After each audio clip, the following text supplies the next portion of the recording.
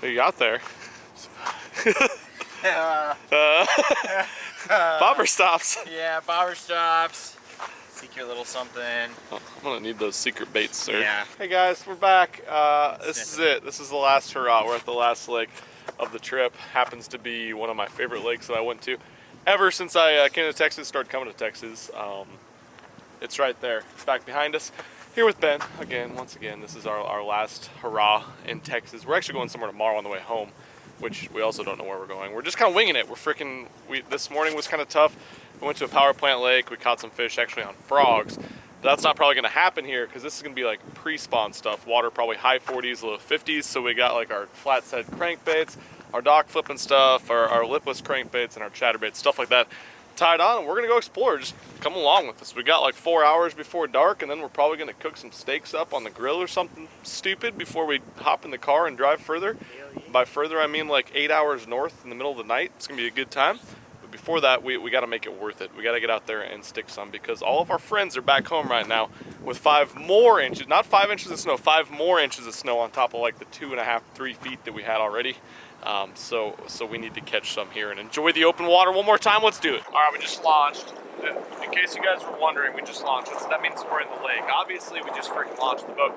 We're gonna do our Mercury or Yamaha, whatever the hell they freaking call it, drive around so we get an idea what the lake is. Because I spent one time on this lake ever, and it was not this time of year. It was a little bit later. There wasn't all this hydrilla stuff we need to be looking for right now. So let's drive around and see what the hell we can find. 15 feet right here. Damn. Drops like a rock, man. Yeah, it's crazy. Think about how good that'd be in like the summer, spring. Oh,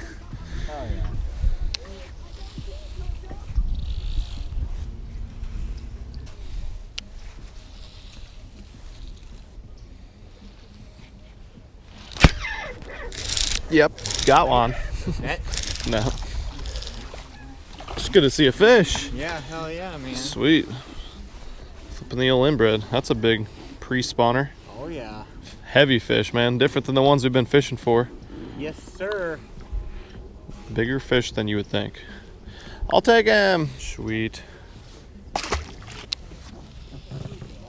No shit. Yeah. God dang. Yeah, I think it's a rock back there. There's a light spot. Really? Yeah. It's right over It's there. definitely not like a bed. No, it wasn't But, a bed, but it's dude, like, it looks like maybe a rock or something. And random largemouth between docks. Fatty, dude. Yeah. They're definitely eating. Mm-hmm. Jerkbait. Sweet. About trying to hook my finger. Just hook yourself next time so we have a better video title and thumbnail, Ben. Yeah.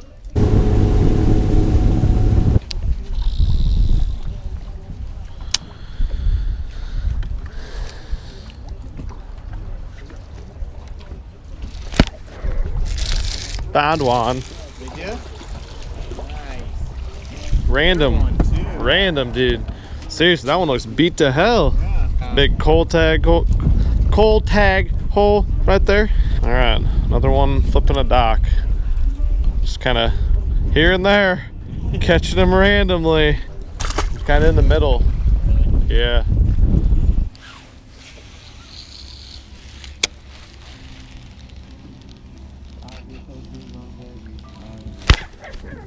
Mm-hmm.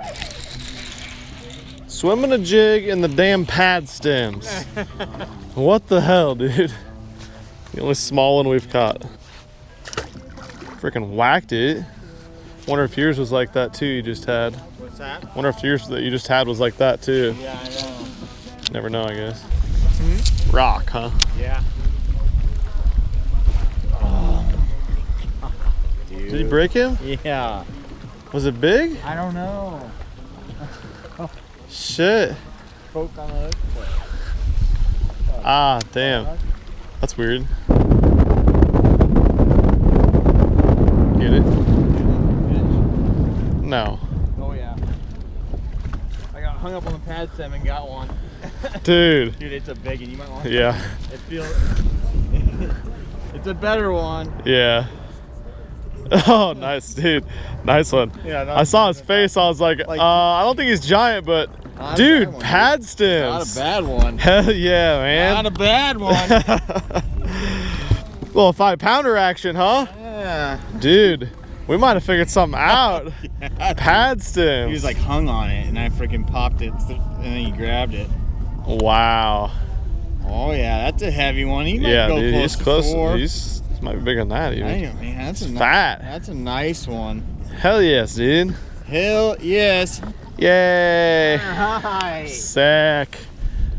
What the hell? Yeah. I'll take it. Now that it's getting dark, we're starting to figure them out.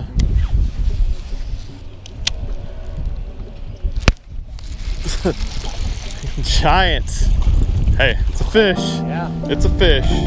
Can't catch them very well at home right now on pad stems. No. Unless you got a tip up out.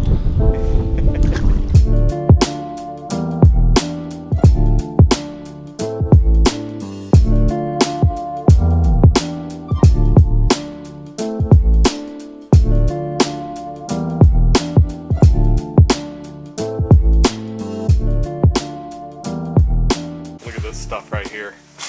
Oh, gotta show you that in just a second. Okay guys, obviously we are not at a lake on the way home. That was the end of the video. We didn't catch any more bass before the sun went down, but honestly I was pretty proud that we went out and caught fish at a non-power plant lake, because everyone down there in Texas is fishing the power plant lakes because they're like, you just can't catch them that well unless the water's over like 50. So we went to this lake where the water was like 48, and we grinded out some bites. Caught the biggest one of the night in pad stems. Staging in pad stems. I've always heard about that, but I've never actually gone out and caught a ton of staging bass in pad stems. So maybe that's something we can expand on a little bit. Kind of thinking about getting back down there soon, so maybe we'll do that next time. So we went to go to the lake the next day, and it's a power plant lake in Kansas, and we get up there and they regulate it super strictly. So we get there, we get all checked in and everything. They're like, all right, well, we'll let you know when you can go out then. And we're like, what? They're like, yeah, there's too much fog. So then we go to the boat ramp. There's like 20 boats sitting there waiting on the bank because there's too much fog to launch. And we're like, it's a freaking power plant. The air's cold in the water. There's gonna be fog. So we waited that for like 2 or 3 hours and nothing. And we had to go home with our tail kind of between our legs. Not too bad. It was just a lot tougher trip than we thought it would be. The bite was not great. We hit it during the phase when all those tornadoes and everything, that big storm front went through like the southern, southeast, I guess, Georgia, Alabama, Tennessee, that area. And then we had the post front for that. So that was really tough. Now it's freaking rain and warm weather and warm nights and stuff. Fish are probably moving a whole lot. So that's just the way fishing works. That's the way trips align sometimes. Speaking of trips, I'm getting back out of town today. I was home for like a day and a half, but I have some exciting content, exciting opportunity that I couldn't pass up. Once again, down south, open water fishing. I'm so glad you guys are liking the open water fishing videos because there's gonna be many more to come. Also, I want to show this to you guys. The fine folks at Do It Molds. By the way, great feedback on those videos. I'm glad you guys like the tackle making stuff. They sent me even more stuff, and I kind of got my stuff organized. So pardon the messy garage and everything, but this is my new little bin thing that I got for my tackle storage, or my tackle part storage. Some of it anyways. This isn't even the skirt material and some of the other things I have, but I kind of try to get everything in here. But I have so many freaking hooks now and everything. This is all hooks and components. So we even got like lure eyes, we got all different types of hooks. We got lure bodies, so this goes in that swing head. Hold on, I poured some of those up too. So that's what that looks like. I poured some of those dudes up there last night, but look what I did to this one that I'm super jacked about. I cut the eye there and I turned it into a chatterbait. So we're gonna put a skirt on there, and then we get to put whatever hook we want on the back, a free swinging hook. So I'm super excited to experiment with these. You guys know I like to just try all different types of tackle. I've got a chatterbait design I really like, but I want to experiment. Once I start catching fish on something, we're fishermen, so it seems like we always switch it up. So we're gonna get those packed up. But yeah, a bunch of like skirt bands, little hook keepers, stuff like that. These are just some of my molds, but we'll get to that in just a second. So down here, we got all the plastic making stuff. Look at all this stuff we got in here. We got a bunch of colorants, we got scents, we got hyper highlight pearls. That's gonna make the baits really pop. Check out some of these molds I got though. This is like this one's like a drop shot bait mold, so it's kind of like a crosstail shad type mold. So I'm jacked about that one. I want you guys to comment down below what one you're most excited about. This one's like a Kitech style. I got a 3-inch, the 4.5. They also sent me this 6-inch. It's called the Ripper. That's the other Kitech one.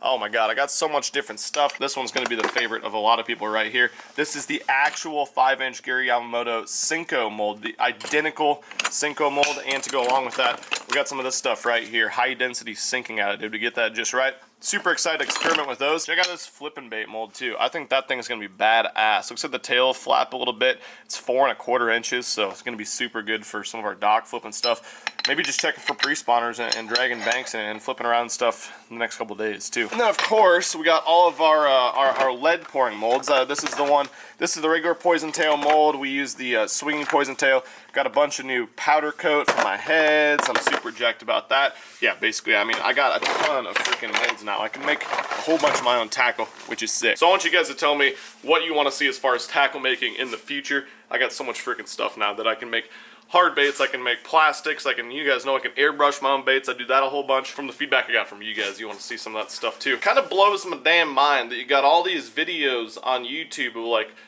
dollar store fishing challenge, make your own lure, or using a pen to catch bass, but you don't have anything that's like actually practical, like how to pour your plastics and go catch fish on those challenge. Like I don't give a shit about how to catch a fish on a topwater cork you made from a freaking bottle cap or some stupid shit. I want to know how to make some damn worms and sinking baits and stuff like that.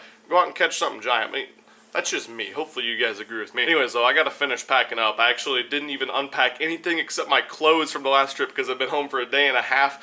Now I'm heading 14 hours away down south. So you guys are gonna have to follow me along on that adventure. I will catch you probably tomorrow heading out of town. So thank you so much for watching this video of effort. Seriously, I genuinely appreciate all of you. If you like the open water fishing stuff, go subscribe because there's a whole bunch coming in the next couple days. But thanks so much for watching this one. I'm out of here. Peace. I'm not sorry. I can't help this love like mine. I'm not sorry. I can't stop with a love like mine.